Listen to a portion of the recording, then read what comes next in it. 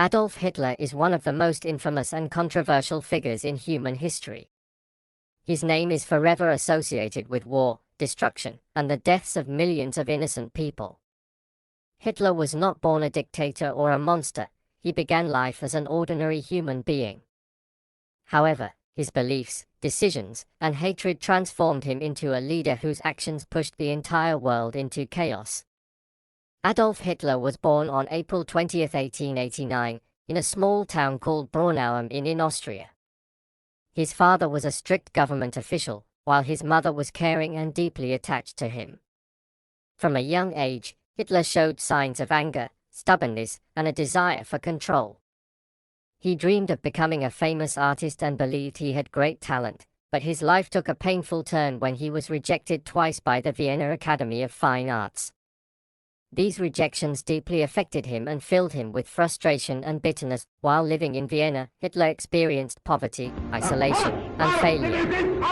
During this period, he was exposed to extreme nationalist and anti-Semitic ideas that were already present in European society.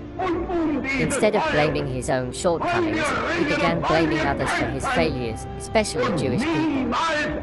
This hatred slowly became central to his worldview. In 1914, when World War I began, Hitler joined the German army. He served as a messenger on the front lines and was awarded medals for bravery. The war gave him a sense of purpose and belonging. However, in 1918, Germany's defeat shattered him emotionally. Hitler believed Germany had not lost on the battlefield but had been betrayed from within. He blamed politicians and Jews for the defeat, a belief that later became a core element of Nazi ideology. After the war, Germany faced economic collapse, political instability, and national humiliation. Hyperinflation destroyed savings, unemployment rose rapidly, and ordinary people struggled to survive. Amid this chaos, Hitler entered politics. In 1919, he joined the German Workers' Party, which later became known as the Nazi Party. Hitler quickly stood out because of his powerful speeches. He spoke with passion, confidence, and anger, appealing to people's fears and hopes. He promised to restore Germany's pride, rebuild its economy, and punish those he claimed were responsible for its suffering.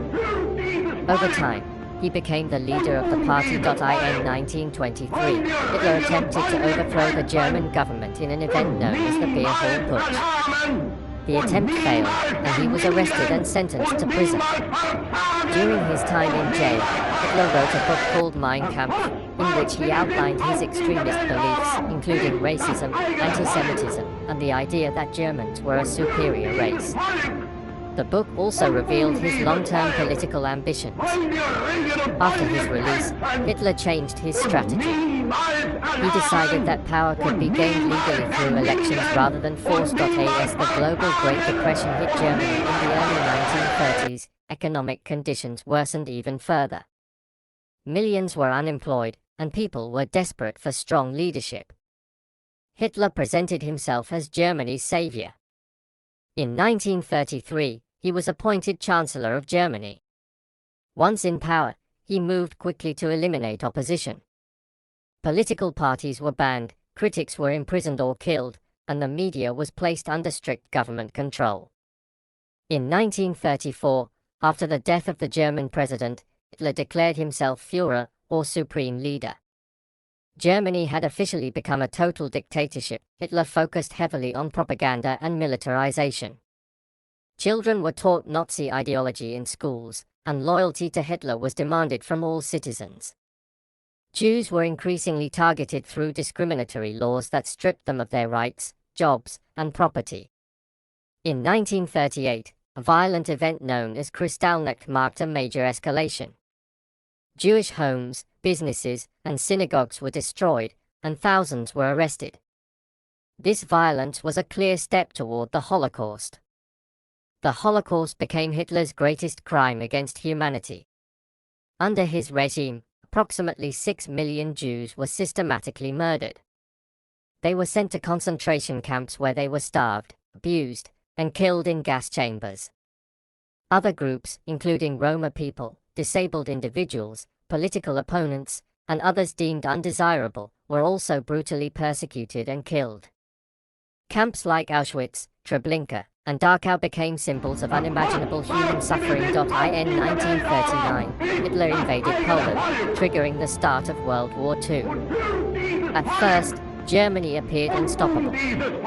Much of Europe fell under Nazi control, and German forces advanced rapidly. However, Hitler made a catastrophic mistake in 1941 by invading the Soviet Union. The harsh winter, long supply lines, and strong resistance weakened the German army. Around the same time, the United States entered the war, shifting the balance of power. Germany now faced powerful enemies on multiple fronts. Allied bombing devastated German cities, and resources became scarce. By 1945, Allied forces had reached Berlin.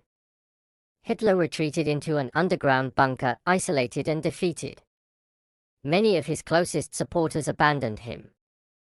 On April 30, 1945, Adolf Hitler committed suicide. Shortly afterward, Germany surrendered, and World War II came to an end. The war resulted in the deaths of an estimated 70 million people worldwide. Europe was left in ruins, and humanity was forced to confront the horrors of genocide and total war. The story of Adolf Hitler serves as a powerful warning. It shows how hatred, lies, and blind nationalism can destroy societies and lead to unimaginable suffering. Remembering history is essential so that future generations can recognize the dangers of extremist ideology and prevent such tragedies from happening again. Hitler's legacy remains not as one of greatness, but as a reminder of how dangerous one individual's twisted beliefs can become when given absolute power. Und niemals erlahmen, und niemals ermüden, und niemals verzagen, und niemals verzagen.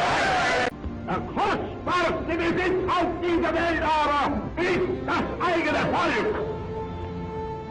Und für dieses Volk und dieses Volk wollen wir ringen und wollen wir kämpfen und niemals erlahmen und niemals ermüden und niemals verzagen und niemals verzagen.